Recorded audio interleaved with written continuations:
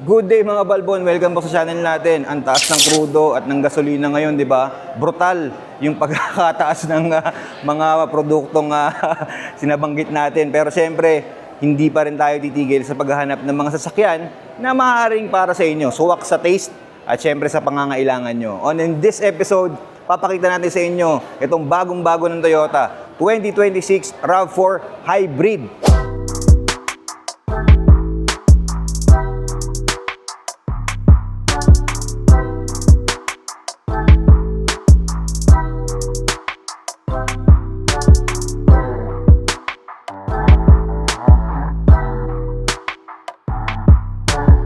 And of course, palagi natin kasama ang kaibigan natin, si Harvey Susano. Yan, ng Toyota Cubao. What's up mga Karon Balbon? Yeah. Mga Balbon.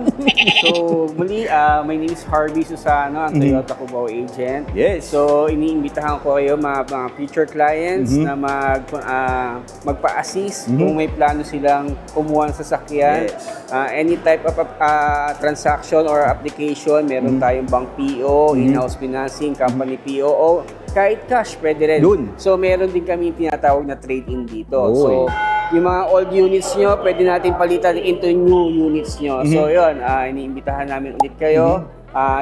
Hanapin, once na napanood nyo itong video, automatic meron kayong discount, Yun, ang ganda. freebies, and bibigyan ko kayo magandang deal. Yun, ang ganda. So yun, apply, approve, release lang. So, punta na kayo dito. Yan. Tara, punta tayo dito sa Toyota Cubao. And of course, di natin papatagalin to. Simulan natin tong walk around natin sa bagong-bagong RAV4 Hybrid. Let's go! Alright, so once again, this is the 2026 RAV4 Hybrid. So, one of the significant difference nung dalawa, yung Adventure, ito yung Adventure, which is focusing on sa mga, syempre, yung mga mahilig sa adventure natin na mga drivers and family na mahilig mag-camping, ganyan. Ayun yung isa sa mga makikita mong difference na itong grill. Kasi pag tinignan mo itong nandito sa kabila, ito yung LTD. Yan. Parang mas kitang-kita yung pagka-hybrid niya because nga naka-honeycomb yung kanyang grill. And yun, it's much more elegant kasi naka 20-inch na rims na yan. Pakita natin. 20-inch na rims.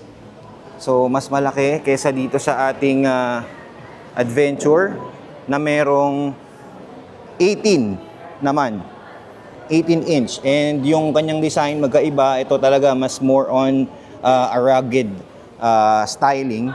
And yan nga, kitang-kita mo, meron ka din ditong mga body cladding na kagad.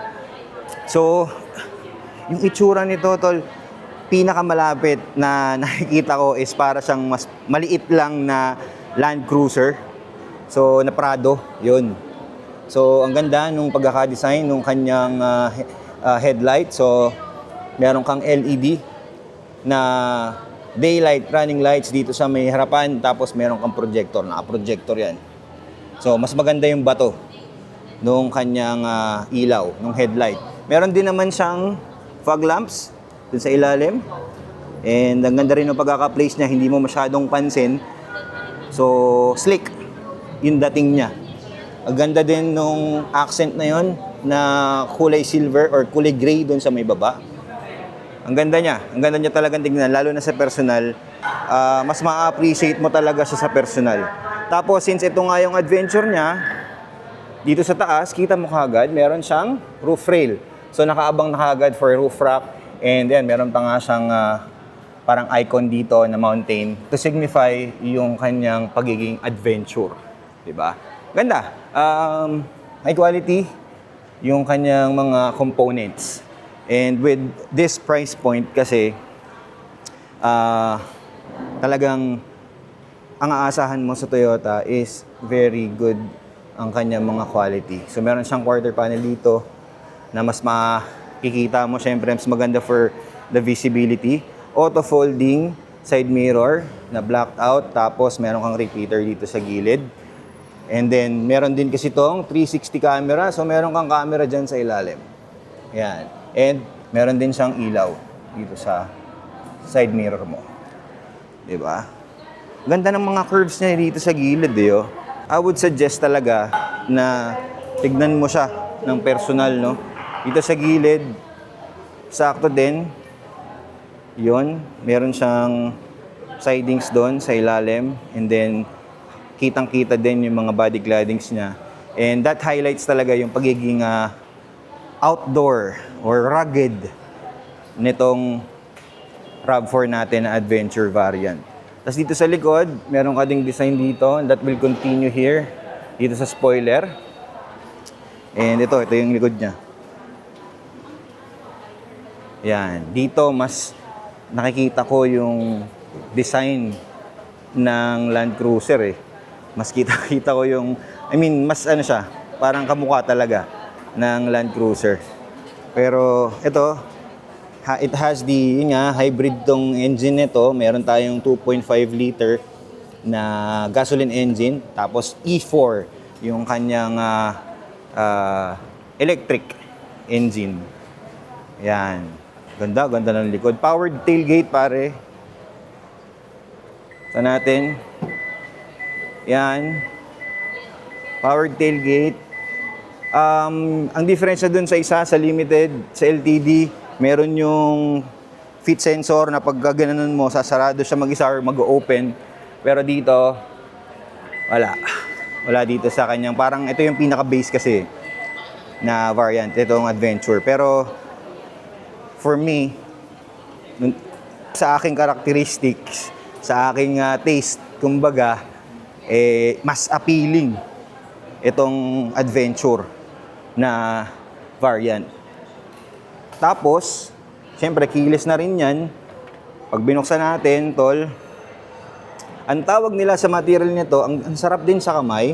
So, synthetic leather, yung kanyang mga components, pati dito sa kanyang upuan, ang tawag daw dyan is mineral.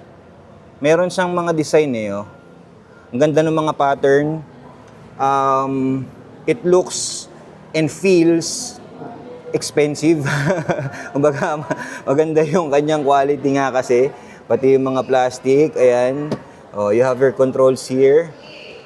Malalim din yung kanyang grab handle dito para sa pintuan. Meron kang lagayan ng iyong bottle. Tapos, pag pumasok tayo sa loob, ito kagad yung nakapukaw ng aking pansin. Itong kanyang steering wheel, which is ito parang kamukha talaga to nung mga manibela ngayon ng kanilang mga flagship na mga sasakyan, which is yung Land Cruiser nga. Kamukha. And I like yung boxy na itsura niya. Itong infotainment system niya is 12.3, so napakalaki. And hindi naman siya nakakasagabal sa paningin mo. Tapos yung instrument cluster is full digital. And pagka sumakay tayo, ayan, let's go inside. Sarado natin. Pakinggan natin ano bang tunog nito. Wow! Solid na solid, tol. Ang ganda ng kanyang pagkakagawa. Ako, to be honest, na-inlove ako nung pagkita ko kanina. So, ito, excited ako na i-share sa inyo. So, dito sa kanyang steering wheel, leather wrap naman siya. May mga stitching din yan dyan. Tapos, yung mga controls mo, syempre, sa iyong infotainment system at saka sa instrument cluster mo dito na fully digital siya. Pakita natin sa inyo. Ayan. Hindi na natin kailangan i-start. So, i-on lang natin. Yun oh. Hoy, tumunog. Bago natin, baka bago tayo ma-copyright, yung kanyang mga speakers pare. Speakers pa lang. Naka JBL yan, tol. All throughout 8 speakers to, if I'm not mistaken, JBL. Kitang-kita mo pa lang dyan sa Twitter niya. And, yun nga, dito sa instrument cluster, makikita mo may mapa na. So, napakagandang feature. And, ito, tignan natin naman dito. Ayan, kita mo din yung kanyang mga mapa and your options. Yung meron ka ding controls dito for your aircon. Yung kanyang heated seats nga pala to, heated seats. Yan, so meron ka ding adjustment dyan. Heated seats for driver and then sa passenger. And dual yung kanyang climate control system. Kaya, kumbaga, customizable sa kung anong gusto mong mangyari versus dun sa pasahero mo. And ayan, yung kanyang dashboard, meron din siyang mineral material nga na soft touch dito. Tapos meron ka ditong tray for any storage. And then meron kang dampened na glove box. Ang ganda tol, ang ganda niya talaga tignan. Yung quality for the price point, sobrang nabigay niya. Ayan, so ayan yung kanyang dashboard sa ibabaw, flat, na of course, for me, that's good. Mas magandang, kung may ilalagay ka, may papatong ka, mas madali. Visibility naman, pag nandito ka sa harapan, ang ganda. Parang ang lapad niyang tignan, pero basically, madali itong i-maneuver eh. So, papakita natin, we will try to do some videos. We will create some videos para sa test drive nito. Pero dito pa lang, makikita mo na ang ganda ng visibility niya from the driver's perspective. Ang ganda. Tapos dito sa taas naman tol, meron kang ayan lagayan ng salamin na seamless din yung design, which is parang hindi mo nga napapansin dito. Pero ayun nga, black out yung dito sa part na to kasi nandito yung Toyota Safety Sense 4.0.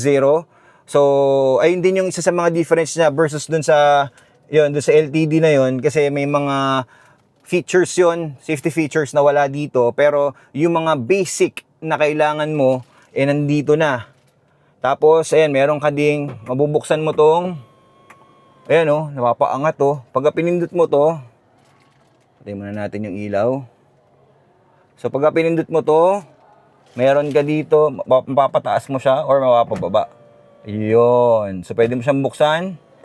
Pwede mo siyang ibaba. Tapos, dito sa kabilang side naman na pindutan, ito, pwede mo naman niyang, yan, bubuksan mo naman siyang ganon. Alright. Sarado. Pagka nasa Tagaytay ka, nasa Baguio ka, pwede mong buksan. And, yung ating upuan, syempre, ang ganda ng quality. Ang lambot. Ang sarap upuan. Tapos ito, meron pa siyang mga accent na kulay orange. And this is exclusive for the Adventure na variant. Okay. Tapos, syempre, meron tayong mga driving modes. Andito, meron tayong driving modes. Marami tayong driving modes. Meron tayong normal. Ito, normal. Eco. Nag-iiba din yung design niya pag pinindot mo yung mga driving modes. Eco, meron tayong sport, meron tayong custom, syempre depende sa'yo kung ano yung driving preference mo. Meron kang mga option na ganyan, and then yun nga, yung normal natin. Pag nandito ka naman sa loob ng RAV4 pare, for me, from my perspective and from my preference, ano siya boxy yung kanyang loob, even itong katulad nito, itong part na to, square, rectangular, ganun yung mga datingan niya. And for me, malakas yung dating sa akin nun. Tapos yung quality nga dito sa kanyang mga nahahawakan, sa mga gilid-gilid mo, malambot. Kaya ang ganda. So yung kanyang shift knob is yung ganito pa, yung parang mechanical yung dating niya. So ito yung match para sa akin, para dito sa character nitong sasakyan na to, itong variant na to na Adventure. So yan, meron ka ditong touchable na magandang quality din ng mga buttons. Pati dito, yung mga drive modes mo, ang sarap sa pakiramdam na pindutin. Tapos, itong iyong center console na napakalapad na ang sarap din, parang saktong-sakto siya sa pagdadrive mo. Nabubuksan yan ng paganyan. And then, pag ganito din. Ito pa mas maganda rito. Pagka tinanggal mo to, which is removable nga, pwede mo siyang iikot na ganyan. Tapos, babalik mo lang na ganun. Kung gusto mo ng ibang texture or meron kang gustong ilagay dito na for example, barya or susi or anything else na gusto mong ilagay. Pero pagka yung gusto mo lang na komportable, and it's like, this is a synthetic na, parang hindi to leather eh. Para siyang rubber, no, na pang heavy duty yung dating, durable yung dating niya. Yan, ganyan, nakaganyan ka. So yan, ganyan yung datingan mo dito. Yung kanyang steering wheel is height adjustable and of course telescopic para mas madali ang iyong adjustment sa preference mo. And then powered din yung kanyang seats. So madali siyang i-adjust. Oh, di ba? Oh, kung gusto mong iangat yung upuan mo, gusto mong makita yung harapan, yan, max na to, na taas. Pero yan, kung bababa mo, i-adjust mo, ang ganda. Ang sarap sa pakiramdam pag nakasakay dito sa loob. And then nga, yung quality ng Toyota, ng kanilang mga flagship na mga sasakyan is you actually can see and feel dito sa RAV4. Ang ganda tol, ang pogi nito. Nakaka-enjoy, lalo na tong panoramic sunroof. So, yan, tara, tignan naman natin yung second row, kung ano yung makikita natin doon, tara. Dito sa second row naman, initially akala ko hindi na-adjust yung or ma-recline yung likod, pero may adjustment pala siya. Dalawang adjustment. So, ayun yung pinaka parang straight niya na posisyon, tapos pwede mo pa siyang ibabang ganun. So, may option ka for that. So, kung aakit ka naman, hindi naman mataas yung kanyang yung ground clearance or itong mismong tapakan. So, madali namang sumakay. Ganyan ka lang. Yan. So, yan. Malaki yung kanyang headroom dito sa second row. Yan, kitang-kita. May pa-concave pa siya dito eh. So, malaki. Yung kanyang knee room, malaki din. Maluwag, komportable. So, 3 tao, tol, kasyang-kasya dito. Meron kang dalawang 15 watts na Type-C na charging ports. Meron kang sariling aircon dito sa likod. Dalawang air vents. You have this armrest with 2 cup holders na quality din. Alam mong tatagal.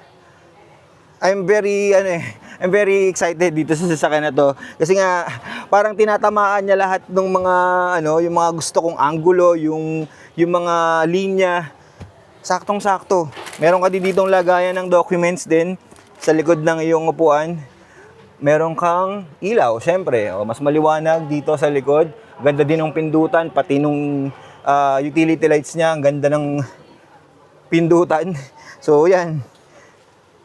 Maganda yung visibility, kitang-kita mo lahat, kahit dun sa may driver side, ang ganda nung pagkakagawa nila dun sa may window na yon. And I really like this vehicle. SRS airbags, kompleto. Yun nga, sobrang excited ako dito sa sasakyan na to, na ma-share sa inyo to. And I believe Toyota provided this very competitive option sa mga naghahanap ng sasakyan ngayon na merong budget in this price range. Okay? O next, dahil nga adventure to, tignan naman natin yung compartment natin, kung ano ba yung capacity niya, gaano ba kalaki, mga pwede natin ilagay. Testingin din natin kung ano ba ang kaya na itong ibigay pagdating sa camping. Let's go!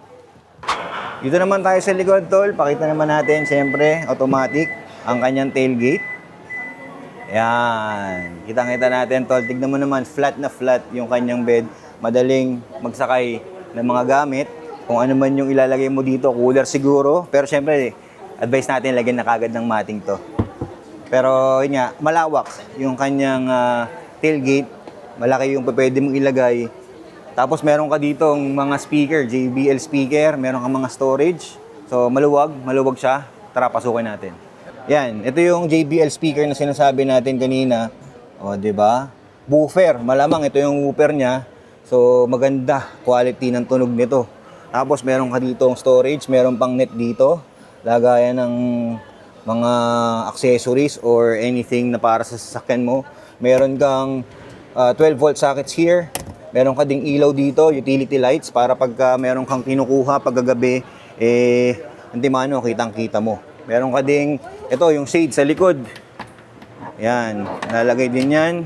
Yan, kung gusto mong naka-cover yung gamit na ilalagay mo, madali lang siyang ilagay. Alright?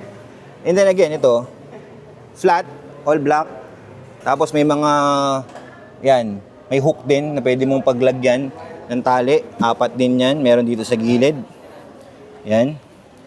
So marami kang pwedeng ilagay. Dito naman sa ilalim natin, nandito ang ating spare tire na donut, Steely. Yung kanyang spare tire. And yun, pwede ka rin maglagay ng kung ano-ano dito sa ilalim nito. Pero I'm looking forward actually kung naka-flat ba to. Hindi ko pa to na hindi ko alam kung paano siya alisin eh, pero naaalis kasi to. Naaalis tong part na to, itong pinaglalagyan na to. Hindi ko lang siya alam pa kung paano alisin. Paano ba yan, Kap? Yun. Tinulungan na tayo ni Harvey, naalis na. Ayun, ipupush mo lang pala siya pag ganun. Ihilahin mo siya. Okay? So tara, pakita naman natin kung naka-flat ba to. 'Di ba? Kasi syempre camping eh. Kailangan mayroon tayong higaan. Pakita natin ngayon kung ano itsura nito pagka naka-flat itong ating mga upuan. Pati dito sa kabila. Syempre, mahilig tayo sa mga camping-camping. And ito nga yung variant ng Toyota para dito sa RAV4 na for adventure. Testingin natin, kasya ba tayo? Let's go!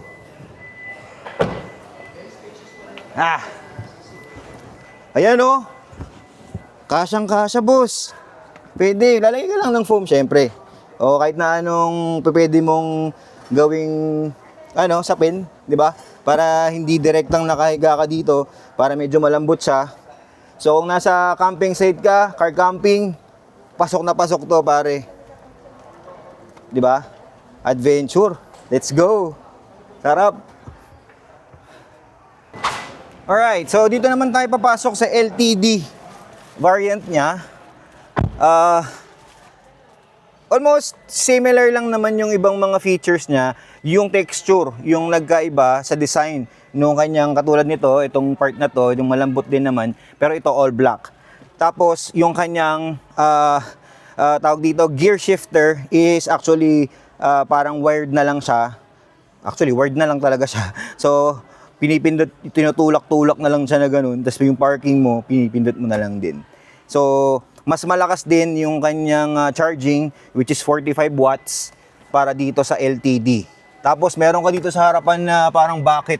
Or, no, it is not actually a bucket. Ito pala yung yung heads-up display niya. So, pagka sa gabi, naka-on yung ilaw mo, yung mga ilaw, makikita mo merong heads-up display dyan sa harapan. Akala ko bakit, sorry, hindi ko nakita. Pag hawak kong ganun, ay, hindi pala, heads-up display pala yun. So, pares lang naman din ng sound system, JBL din. Yung kanyang components dito sa kanyang manibela, parehas lang. Ang kanyang advantage lang din talaga is yung mga safety features. Mas madami itong safety features versus doon sa Adventure. And then yung kanyang panoramic sunroof will go all the way to the back. Ito yung sa Adventure kasi dito lang banda, sa harapan lang. Pero yun nga, ayun yung difference niya. And yung kanyang ride syempre iba dahil mas malaki yung kanyang yung mags nito, 20 inches. So iba din yung ride dito. So I think this is for executive, mga ganyan na people ang tingin ko itong variant na to para sa kanila to. Pero all in all, kahit alin yung mapili mo, I think this is a bang for a buck na deal from Toyota, to be honest. Di ba? Solid, tol. So everything else sa likod naman, parehas lang ng mga size yan, parehas lang sila ng dimension. So, mas pinakita lang din natin, hinighlight lang din natin na kung ano yung mga difference lang dito between the two. So, tignan naman natin. Parehas lang din to ng makina yung nasa hood. Let's go. So, both of these variants are sharing the same engine, which is the 2.5 liter gasoline engine, 16-valve, 4-cylinder. And marami nagtatanong sa akin nung nakaraan, yung nag-feature tayo ng Yaris, meron ba silang 2.5 liter na hybrid? Ito na yung sagot. Okay, so this is the hybrid engine of Toyota and this is performing very well sa ating market all over the world. And the warranty is 5 years para sa sasakyan and then 8 years naman para dun sa battery. Yung sa battery, 8,000 or 200,000 kilometers, and then doon naman sa sasakyan 5 years or 140,000 kilometers. Right? So on this two, it's around 300,000 difference kung mamimili ka. Yung Adventure is around 2.2 million pesos, and then ito naman is 2.5 million pesos. Ito yung LTD and the top of the line. Alright? So with that price point, I think, yun nga, kung ako tatanungin mo, kung meron na akong option na bumili ng bagong sasakyan ngayon, sa ngayong panahon na to, na mataas nga ang diesel, kung tatapat mo to sa mga SUVs ngayon, no-brainer for me. Mas pipiliin ko itong RAV4. And yun nga, mas swak sa characteristics natin itong Adventure na variant nila. And yun nga, sa ngayon wala pa akong kapasidad, pero siguro kayo, baka naghahanap kayo. Any question pare, kung paano kayo makakapag-apply o paano makakapag-avail ng RAV4 or any other models ng Toyota, dito lang yan sa Toyota Cubao. Reach out to Harvey. Sigurado matutulungan nila kayo. Alright? Okay mga balbon, another episode. Good vibes mga kapatid. Sana safe kayong lahat. Sa susunod pa mga episode, tara, tatagumpay.